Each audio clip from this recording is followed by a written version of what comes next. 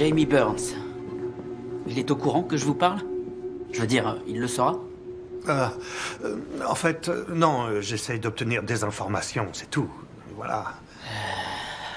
Eh ben, quand on était colocataires pendant notre deuxième année, tout se passait bien. On s'entendait bien, mais on n'était pas trop proches. La distance parfaite entre colocs. Alors, on a rempilé l'année suivante. Et c'est là qu'il a totalement changé. Comment ça? Il y avait un garçon avec qui il traînait, Nick Haas. C'était un type bizarre, très sombre. Et Jamie était complètement fasciné. Ils sont devenus inséparables, et Jamie est devenu très distant. Il voulait plus me parler. Je le surprenais à me fixer comme s'il avait de la haine pour moi. Il vous avait menacé? Non, pas vraiment.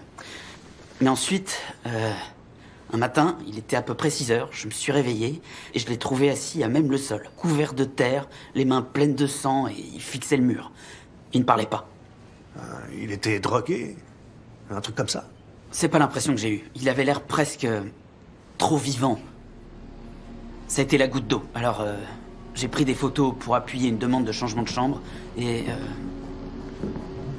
c'est là qu'il s'est jeté sur moi. Parce que vous l'aviez pris en photo? Non, à un moment, j'ai posé la main sur son épaule afin d'attirer son attention et ça a été comme un détonateur. Il s'est mis à hurler, à me pousser.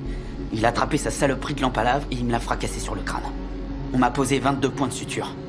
Ça a complètement foutu en l'air mon année. Et ces photos, vous les avez toujours? Oui, quelque part. Je peux les retrouver et vous les envoyer si vous voulez. Ouais, parfait.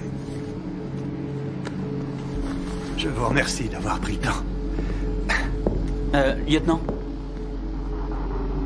si jamais vous avez besoin que quelqu'un témoigne de son instabilité, je me libérerai.